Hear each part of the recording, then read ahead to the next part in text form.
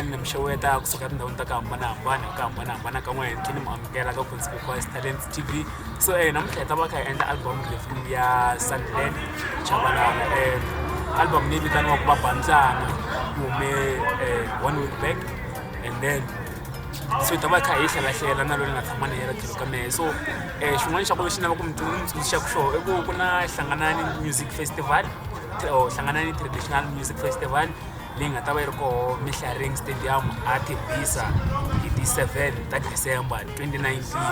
Social cohesion, nation building, African unity, laha ku nga ta va ku ri na vanhu vo fana na vo Mbyana the president, Dr. Josh Remani, Khuzani na vo Sunglen Chabalala va ta va ri koho, NC Makhadzi.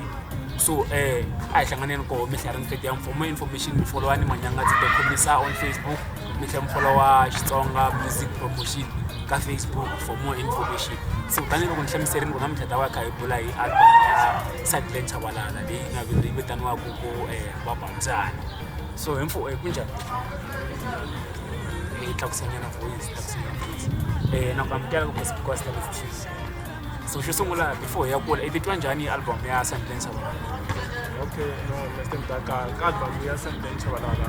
ni vona swi ri kahle ku ni rhambo na manghwati mina hi ta hi hlela yi review kahle. I album leyi ni nga interested ngopfu ka yona sweswi. So tanihiloko van'wana va n'wehe mi nga mi kha mi nga swi tivi Sunglen Chabalala i mani. Sunglen mi tirha hi ra straight i Ntsetselelo Gladys Chabalala loyi a nga tswariwa ka likwina ka Ndengeza. Tanihiloko a na ha hlamuserile ku Sunglen Chabalala i tswariwe ka Ndengeza, vito ra hi ra straight i Ntsetselelo Gladys Chabalala. So Sunglen i nghene a Langutani Primary School leyi nga le ka Ndengeza, a tlhela a nghena Anderson Primary School leyi nga le ka Ndengeza, a tlhela a nghena a Ndengeza High. So hi lembe ra 1987 va ka Sunglen va suka ka Ndengeza va ya tshama ka va rhurhela va ya ka Siyandani. Loko se a kha a tshama ka Siyandani laha nga nghena ka Dijangove high school, a khona high school ya yena. And then kusuka kwalani Sunglen wo sungula a tirha as a nurse a Vuxakeni. So kusuka kwalani na Sunglen a nga va vona ku a joyina timhaka ta vuyimbeleri. And then kusuka kwalani Sunglen yi tirha na vanhu vo fana na vo the late Peter Chinet,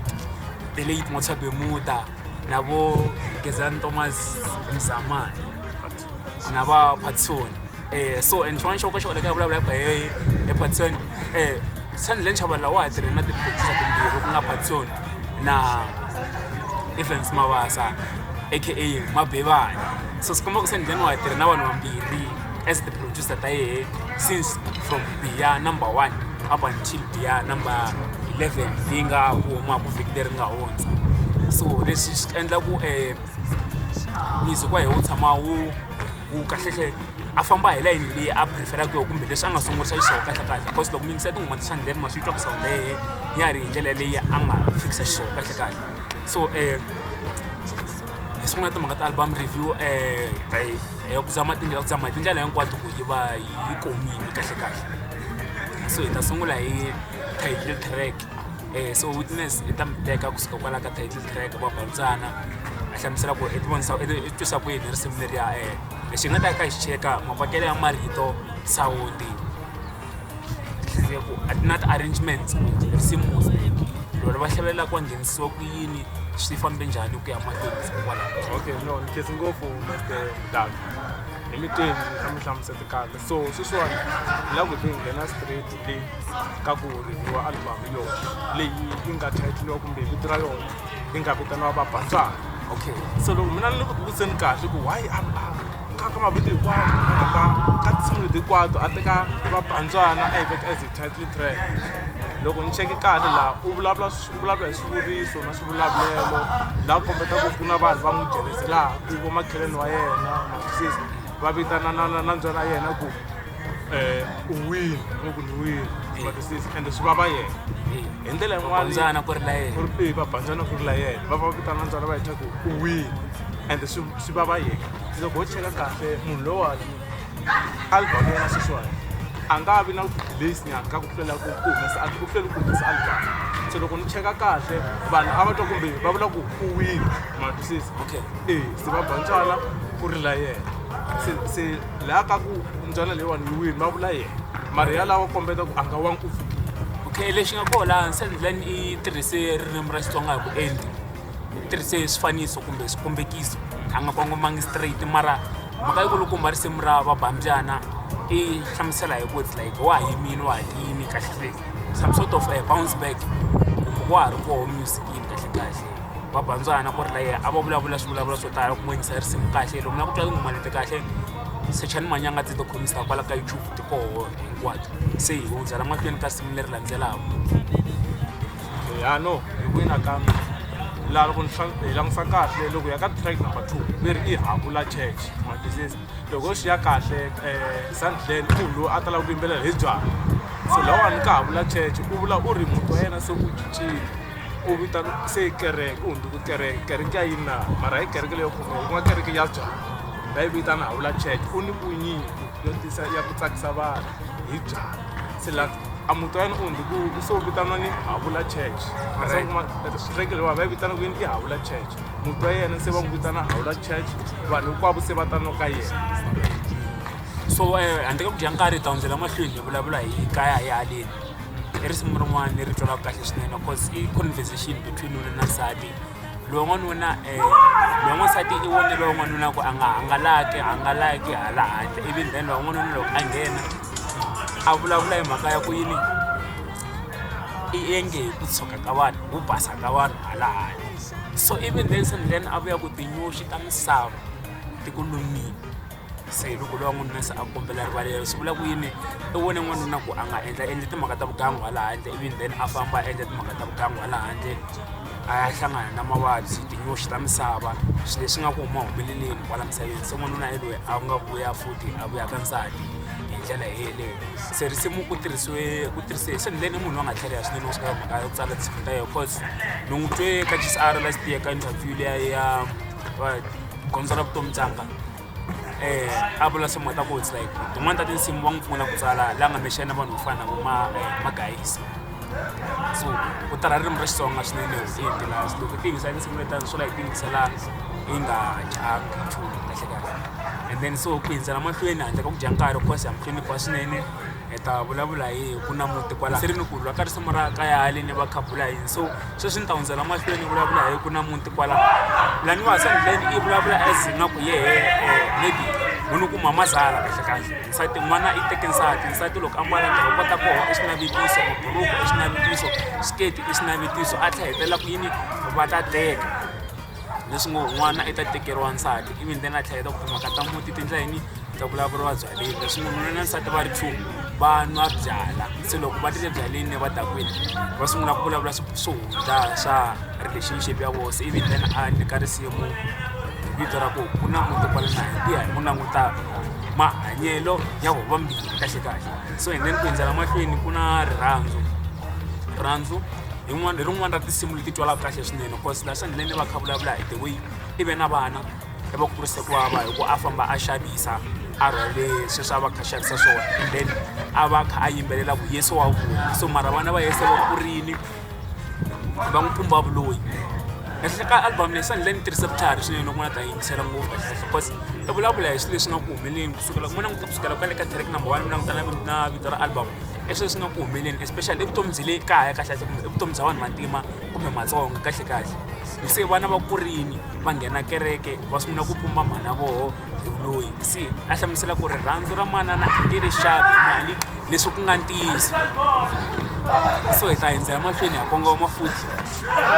loko hi hundzela mahlweni ku na xipuku laha kumisaka timhaka ta ku swa antswa a ya rhandzana na n'wanuna loyi a nga feriwa ku swi ta kota ku olova cause timhaka ta ku xera ta tika even then ra risimu kahle ri fike ri niba se ni nge lavi ku dzika ngopfu ka rona hi ta hundzela ka siva ra witi yi ta nghena ka mati na manyarula okay mati na Mbyana we even then ta ve ni hitisa hi manyarula na leri rin'wana ngoxa ya ra Spain and then no ngezi ngopfu men's time dark asivati so mina ka sweswiwani loko hi ya ka leyiwani na track yin'wana yi nga ni tsakisa swinene ni khumbeka ngopfu yi vulavula hi mati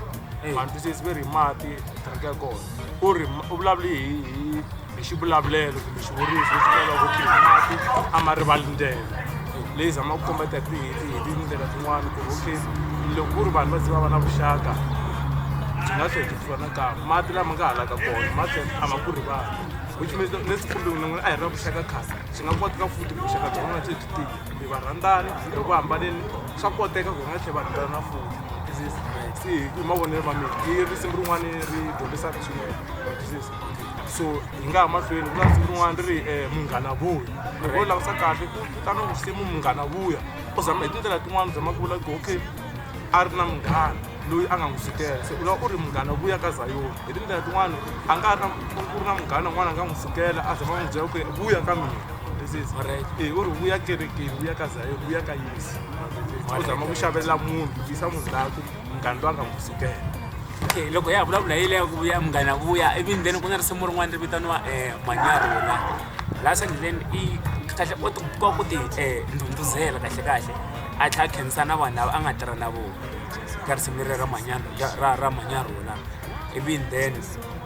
ku va mhaka yo kombisa ku wa ha yimini wa ha ri strong and then i famba R1 yimini i tiyini hambileswi a ka tirhaka R1 loko mina ta languta because Sunglen a tirha na mani Flora so Sunglen i 1 mani Flora na vova 1 so i hlamusela ku ha yimini wa ha tiyini na team ya yena kambe ka album leyi tirha na vamani ka album lowu ni xeka ku tirhi na vanhu va ku hlayanyana vo fika 4 ku tirhi na Freddy Baloyi ku tirhi na DJ Number i Best Mabasa ka mabebana a tirha na swidungulwana lavo xava yena alright album yi kahle loko mi yingiserile hinkwayo ku vula ntiyiso Sunglen Chabalala wa ha ri ku yimekeni ka sound ya kahle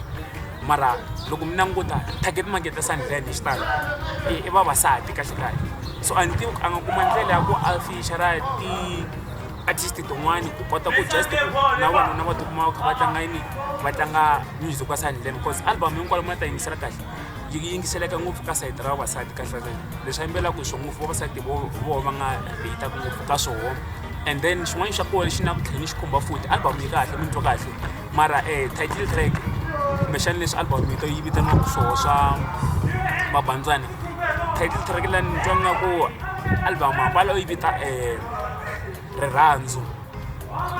la vulavulaka rirhandzu ra manana cause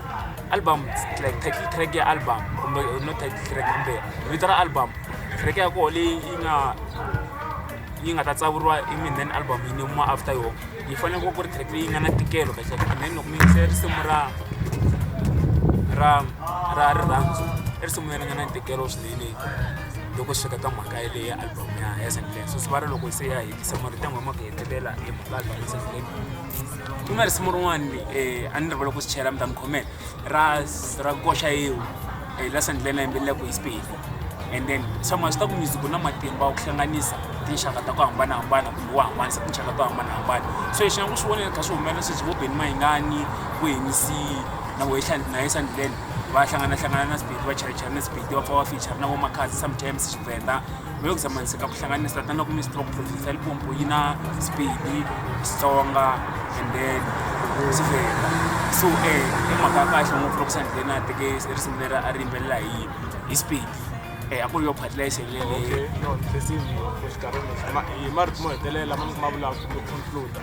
album i album leyi khumbaka album leyi dyondzisaka swinene mara marito lama ni nga ma vulaka mo hetelela i man'wana leyi ku ri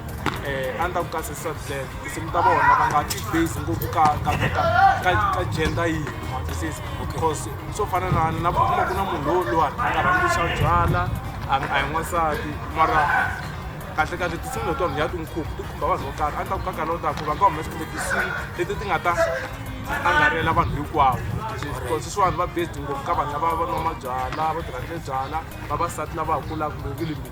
so mara yona album ya dyondzisa swinene mara a ni ta ku nkarhi lowa ta ku a va hi angarheli okay se lexi mi nga xi endlaku i ku veka mavonelo ya n'wehe ka comment section and then constructive criticism yi amukelekile nhlamba a yi amukelekani subscribe-ani hi kosa channel ya mahlweni channel yi le kuleni endla kahle swinene hi ti 7 ta December a hi hlangane ni Hlaring Stadium laha nga ta va ku ri na Hlanganani Traditional Music Festival. For more information followani Manyanga Titokhomisa on Facebook, mi subscribe ka channel ya yehe mi tlhela mi ya like ka page ra Xitsonga Music Promotion for more information. Inkomu.